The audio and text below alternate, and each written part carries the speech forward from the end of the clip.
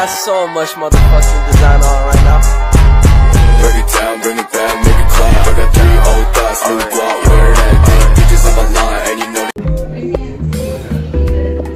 Halo semuanya, perkenalkan nama saya Yuvita Karika dengan NIM 2003102236 dari kelas 7F Manajemen. Perkenalkan, nama saya Ristania Febrila Astuti dengan NIM 2003102224 dari kelas 7F Manajemen. Perkenalkan, nama saya Ratania Yasa dengan NIM 20031102226, saya dari kelas 7F Manajemen. Assalamualaikum warahmatullahi wabarakatuh. Kenal lembaga keuangan non-bank yaitu koperasi bersama kartu kelompok 1. Di sini kami ingin menjelaskan tentang yang pertama ada mungkin pengertian dari koperasi yang bisa dijelaskan oleh Mbak Ristania. Ya, saya akan menjelaskan mengenai pengertian dari koperasi sendiri. Menurut Undang-Undang Nomor 25 Tahun 1992, koperasi itu dapat diartikan sebagai sebuah badan usaha yang beranggotakan sekumpulan orang yang kegiatannya berlandaskan prinsip koperasi sekaligus sebagai gerakan ekonomi kerakyatan yang berbasis kekeluargaan. Selanjutnya menurut Bapak Proklamator kita yaitu Muhammad Hatta yang sekaligus menjadi Bapak Koperasi adalah koperasi itu merupakan suatu jenis badan usaha bersama yang menggunakan asas kekeluargaan dan gotong royong.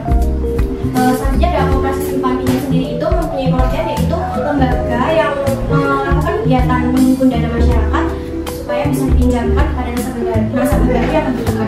Mungkin seperti itu. Kalau menurut Mbak Rista bisa menjelaskan tentang sejarah koperasi itu? Baik, saya akan mungkin menjelaskan singkat saja ya sebenarnya. Sejarah dari koperasi sendiri, sejarah mencatat bahwa gerakan koperasi di dunia dimulai pada pertengahan abad 18 dan abad 19, awal abad 19. Saat itu koperasi masih disebut dengan koperasi praindustri. Gerakan ini lahir akibat dari revolusi industri yang gagal mewujudkan semboyan liberty, egalit, dan fraternit, yaitu kebebasan, kesamaan, dan kebersamaan. Semboyan tersebut dianggap gagal karena revolusi industri tidak membawa perubahan terhadap kondisi ekonomi rakyat. Liberty atau kebebasan hanya dirasakan oleh mereka yang memiliki kapital sehingga dapat meraup untuk sebanyak-banyaknya. Sementara egalit dan fraternit atau persamaan dan kebersamaan hanya menjadi milik pemilik modal besar. Dalam keadaan yang serba sulit, pihak-pihak kapitalis, kolonial, dan rentenir memperkeruh suasana. Mereka mengambil keuntungan yang besar dari memeras rakyat kecil dan menengah. Selanjutnya ada Solo, ya, rasa senasib sepenuhnya menggerakkan orang-orang yang berpenghasilan sederhana, berkemampuan ekonomi terbatas dan menderita karena beban ekonomi untuk bersatu dan bersama-sama menolong diri mereka sendiri. Karena itulah mereka berpikir bagaimana caranya agar bisa keluar dari keadaan tersebut dan membentuk gerakan perlawanan. Kemudian lahirlah koperasi yang memfasilitasi para buruh agar bisa saling tolong-menolong. Koperasi yang ada di zaman itu dinamakan koperasi praindustri. Mungkin seperti itu sejarahnya. Kalau untuk perkembangan koperasi yang ada di Indonesia itu bagaimana? Perkembangan koperasi yang ada di Indonesia itu pada zaman penjajahan banyak sekali rakyat Indonesia yang merasakan penderitaan, mulai dari monopoli penjajah dan pemimpin lokal yang bersekutu dengan mereka, tingginya bunga yang mencekik leher oleh para rentenir hingga kerja paksa. Selanjutnya koperasi-koperasi yang telah berjuangan tersebut mengalami kegagalan karena banyak kendala baik yang diperjuangkan oleh Budi Utomo, Serikat Dagang Islam, dan Partai Nasionalis Indonesia atau PNI. Koperasi di Indonesia mengalami kestabilan setelah Indonesia merdeka dan memiliki Undang-Undang 1945. Muhammad Hatta memberikan perhatian dan dukungan akan adanya koperasi. Berbagai upaya dilakukan untuk memberikan edukasi agar rakyat Indonesia memiliki kesadaran yang tinggi terhadap pentingnya koperasi. Atas jasa beliau dalam memperjuangkan koperasi, beliau dijuluki sebagai Bapak Koperasi Indonesia. Mengapa sih koperasi itu bisa berjaya di Indonesia? Mungkin masyarakat kita itu menjunjung tinggi kekeluargaan dan gotong royong yang menjadikan koperasi sebagai lembaga ekonomi yang sangat cocok untuk diterapkan di Indonesia. Kebiasaan kekeluargaan dan gotong royong tersebut sudah menjadi kebiasaan yang sudah turun-temurun, sehingga tidak mengherankan jika asas kekeluargaan dan gotong royong yang diusung oleh koperasi bisa menyatu dengan bangsa ini. Agar terwujudnya pembangunan yang inklusif, maka pembangunan yang dilakukan perlu difokuskan pada pembangunan manusianya. Mungkin bukan sekedar ekonominya, karena kemajuan ekonomi yang berbasis kemajuan sumber daya manusia mampu mewujudkan kesejahteraan ekonomi yang merata. Mungkin Mbak Rista bisa menjelaskan sekalian fungsi dan tujuan dari koperasi itu sendiri? Baik, saya akan menjelaskan mengenai fungsi dan tujuan dari koperasi sendiri. Fungsi koperasi itu yang pertama ada membangun dan mengembangkan. Maksudnya yaitu membangun sekaligus mengembangkan potensi dan kemampuan anggotanya secara khususnya dan masyarakat secara umum. Demikian juga untuk mewujudkan kesejahteraan sosial dan ekonomi rakyat. Yang kedua, meningkatkan sumber daya manusia atau SDM. Karena semakin SDM-nya meningkat itu akan memberikan manfaat bagi perekonomian. Yang ketiga adalah memperkuat ketahanan ekonomi kerakyatan, yaitu bisa dikatakan sebagai pondasi kekuatan dan ketahanan perekonomian nasional dengan menjadikan koperasi sebagai soko gurunya. Yang keempat ada mewujudkan dan mengembangkan perekonomian nasional. Selanjutnya ada tujuan koperasi. Yang pertama ada meningkatkan kehidupan ekonomi anggota koperasi dan masyarakat di sekitarnya. Yang kedua ada meningkatkan kesejahteraan ekonomi anggota koperasi dan masyarakat di sekitarnya. Yang ketiga membantu pemerintah untuk meningkatkan kesejahteraan ekonomi rakyat yang adil dan makmur. Yang keempat menjadi soko guru dalam perekonomian nasional. Yang kelima membantu produsen dengan memberikan penawaran harga yang relatif lebih tinggi.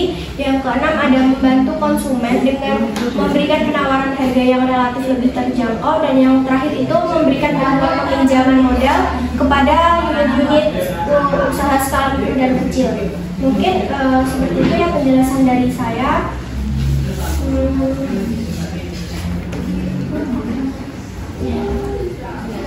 Selanjutnya mungkin dari Mbak Yuvita bisa menjelaskan mengenai prinsip dari koperasi itu sendiri. Menurut saya prinsip dari koperasi itu bisa dirangkum dalam Undang-Undang tahun 25 tahun 1992 yaitu yang pertama keanggotaan tidak dipaksa, oleh karenanya harus berdasarkan sukarela dan terbuka. Yang kedua dalam pengelolaannya koperasi harus bersifat demokratis. Yang ketiga pembagian hasil usaha diberikan secara adil sesuai dengan porsi kontribusi masing-masing anggota terhadap koperasi. Yang keempat memberikan balas jasa terhadap pemberi modal sesuai dengan jumlah modal yang diberikan. Yang terakhir adalah mengutamakan kemandirian. Itu dari saya. Selanjutnya mungkin bisa menjelaskan mengenai jenis dari koperasi. Jenis dari koperasi itu terbagi menjadi dua ya, menurut Undang-Undang Nomor 25 Tahun 1992 Pasal 15. Yang pertama adalah koperasi primer, yaitu koperasi yang didirikan oleh orang-orang serta beranggotakan lebih dari 20 orang.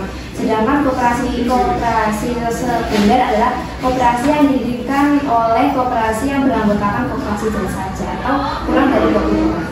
Mungkin itu jenis koperasi secara umum ya. Secara umum. Apakah bisa menjelaskan jenis koperasinya berdasarkan usaha? Jenis koperasi berdasarkan usaha yaitu dibagi menjadi 4 ya. Yang pertama adalah koperasi produsen, di mana koperasi itu menyediakan sarana kepada produsen untuk melakukan produksi. Yang kedua koperasi konsumen, di mana koperasi yang menyediakan kegiatan usaha berupa barang untuk kebutuhan anggota dan non-anggota. Yang ketiga koperasi jasa, yaitu koperasi yang menyediakan jasa kecuali simpanan pinjam untuk kebutuhan anggota dan non-anggota. Dan yang terakhir ada koperasi simpan pinjam, di mana koperasi yang melayani anggota dan non-anggota dengan melakukan jasa simpan pinjam sebagai satu-satunya kegiatan usaha lembaga. Baik, selanjutnya itu mekanisme pembiayaan dari koperasi itu bagaimana? Mekanisme pembiayaan koperasi itu sendiri dapat bervariasi ya, tergantung pada jenis koperasi dan kegiatan usahanya. Namun secara umum koperasi memperoleh dana untuk operasional dan pengembangannya melalui beberapa sumber pembiayaan. Yang pertama ada simpanan anggota. Anggota koperasi biasanya diminta untuk menyetor sejumlah uang sebagai simpanan anggota. Yang kedua pinjaman anggota, yaitu koperasi dapat memberikan pinjaman kepada anggotanya untuk memenuhi kebutuhan finansial pribadi atau usaha. Yang ketiga ada pendanaan eksternal, di mana koperasi dapat mencari pendanaan dari sumber eksternal seperti bank, lembaga keuangan mikro atau investor. Yang keempat ada keuntungan operasional, di mana keuntungan yang dihasilkan dari kegiatan usaha koperasi digunakan kembali untuk mengembangkan operasi atau sebagai pembiayaan tambahan. Yang kelima ada penjualan saham atau bidang modal, di mana beberapa koperasi, terutama koperasi dengan struktur hukum tertentu, dapat mengumpulkan modal dengan menjual saham atau bagian modal kepada anggota atau pihak eksternal.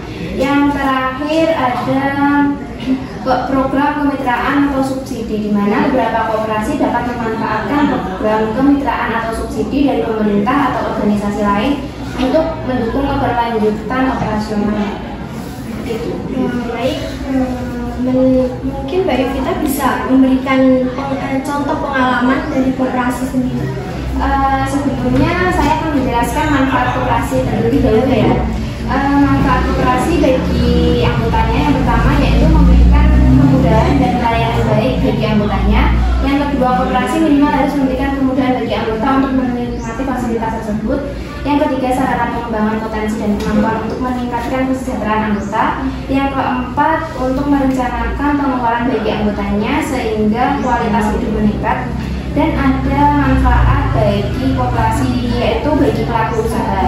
Jika bagi pelaku usaha yaitu memberikan akses untuk modal usahanya. Yang kedua, pelaku usaha di Indonesia memiliki beberapa akses dan pilihan memperoleh modal bagi usahanya. Contohnya seperti BBM, bank pinjaman rakyat gitu ya. Yang kedua ada mendapatkan kesempatan untuk mengikuti pelatihan perkembangan usaha agar kualitas produk dan manajemen UMKM meningkat. Terus kalau manfaat bagi kehidupan masyarakat, yang pertama mengurangi tingkat pengangguran, yang kedua dapat membantu atau memperkokoh ketahanan perekonomian nasional, dan yang terakhir koperasi juga merupakan satu ulat nadi perekonomian bangsa yang harus dikembangkan bersama kegiatan usaha lain. Itu manfaatnya ya Mbak. Untuk pengalaman sendiri, contoh pengalaman penggunaan koperasi dari beberapa sektor ya Mbak. Yang pertama ada koperasi pertanian. Sebuah kelompok petani membentuk koperasi untuk membeli bibit, pupuk, dan peralatan pertanian secara massal. Terus mengurangi biaya dan meningkatkan efisiensi. Sedangkan yang kedua ada koperasi konsumen, yaitu sebuah koperasi konsumen di suatu wilayah dapat membentuk anggotanya mendapatkan barang kebutuhan sehari-hari dengan harga yang lebih terjangkau. Untuk koperasi kredit, yaitu sebuah koperasi kredit dapat memberikan akses ke layanan keuangan kepada anggotanya, terutama mereka yang mungkin kesulitan mendapatkan pinjaman dari lembaga keuangan tradisional. Yang keempat, koperasi pekerja, di mana pekerja dalam suatu industri atau bisnis dapat membentuk koperasi pekerja untuk memiliki dan mengelola bisnis bersama. Mungkin itu pengalamannya. Mungkin dari Mbak Yasa bisa ditambahkan untuk pengalaman dan koperasi.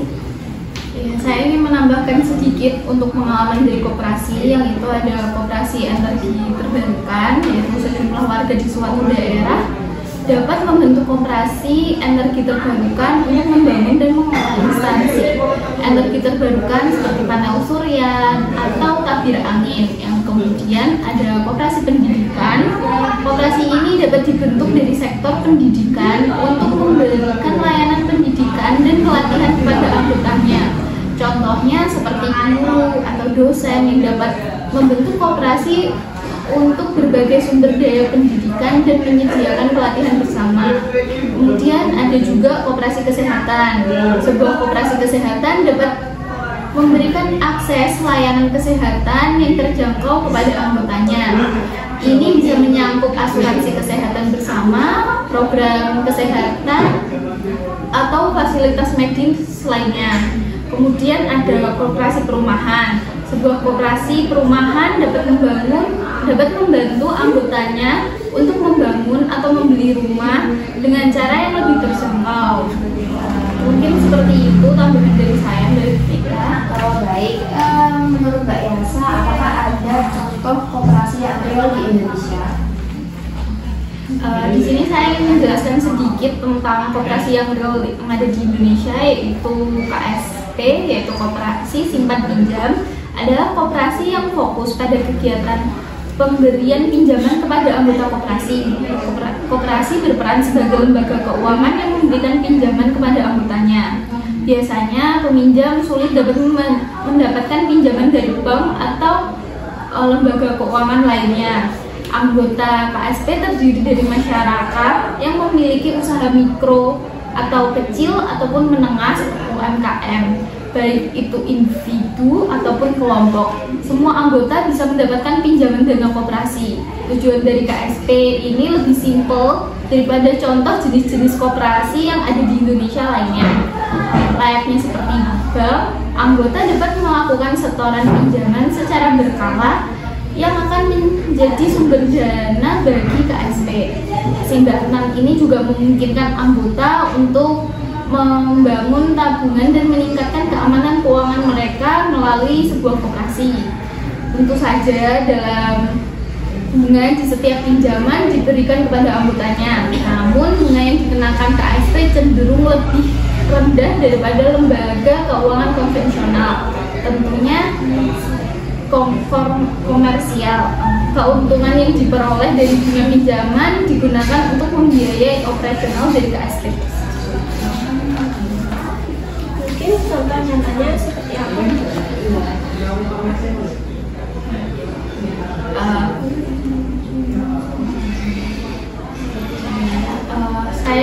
Seperti contohnya yang ada di Kota Semarang, yaitu muncul sebuah koperasi yang memadai berbagai pengrajin yang menggunakan bahan baku dari limbah. Salah satu koperasi produksi yang menampung hasil kegiatan dari limbah beralamat di Batik Pasca UMKM Center Jawa Tengah, tepatnya di Kota Semarang. Tujuan dari badan usaha ini adalah sebagai wadah seluruh pengrajin di Jawa Tengah. Unit usaha fokusnya mendorong gerakan Go Green, menjadi tempat pemasaran bagi produk-produk yang bahan bakunya dari limbah, memberikan pinjaman modal bagi UMKM yang sedang berkembang.